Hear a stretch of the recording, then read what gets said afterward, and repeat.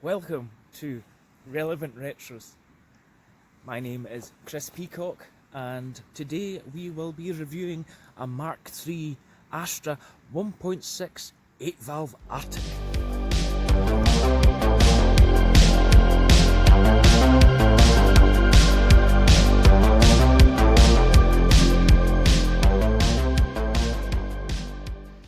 So yes, this will be the star car that we'll be using today.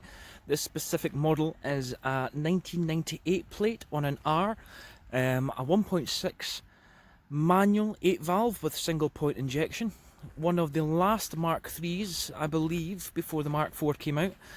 I believe they also came in 1.4s, 1.6s, 2 litres, and if you're lucky enough, you might find a clanky old 1.7 turbo diesel.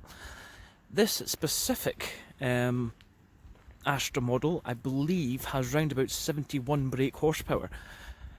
Well, that's if it's lucky today, after 22 years worth of wonderful decay. I'm sure it will be a wonderful sprite little car to drive. For some reason it's got GL alloy wheels in it. No idea what person put them on there. But yes, let's get started on the fine machine.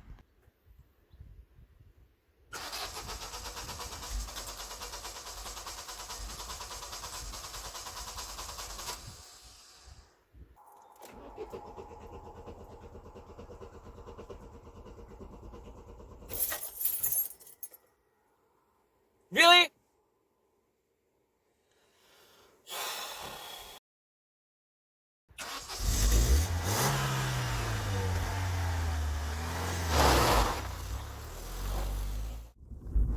So, the road testing of this little Astra. I would say the steering is probably as numb as a local's anaesthetic. The brakes are as reliable as a junkie with a £5 note. The throttle is there. It functions, but there's nothing really much to write home about with that. Fucking cow. Now seriously, Mavis, do you want to get out my way? Your big arse is in the way. Excuse me, madam. Madam, would you care to vacate? Who are you looking at? So the producers asked me to do this clip again. We'll do it again, I suppose. The steering is sharp as a razor. The throttle feels like a Formula 1 car, and it feels like you are sitting on a feather quilt. So, to sum up the conclusion of the review of the little Mark III is, yes, it's dull, yes, it's boring, yes, it's grey, yes, it's completely lifeless to drive, but it seems willing. It's such a willing little car. It just wants to get the job done. I have so many fond memories of these little cars, particularly my grandfather had one. Sadly, he passed away from COVID back in May. He had one identical to this one that I now personally own. This specific colour combination brings back so many memories of road trips, polishing the car every weekend, trying our best to get the oxidised paint back up to a standard where it's no longer pink. Like every other Vauxhall, I suppose.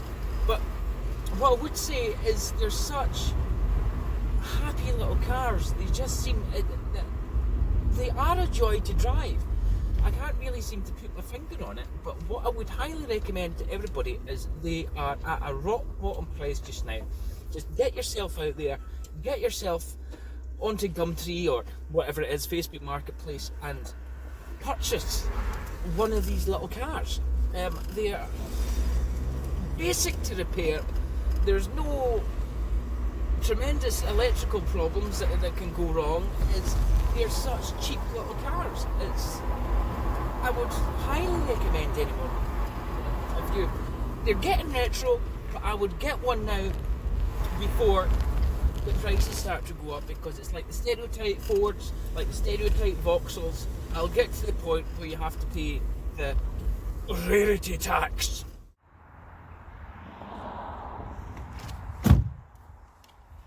So, to sum up, my name is Chris Peacock, and I have been reporting for Relative Retros. No, it's not. Yes, it is. It is Relative Retros. Thank you. Is that enough for you now? Thanks. My check's in the post, I hope.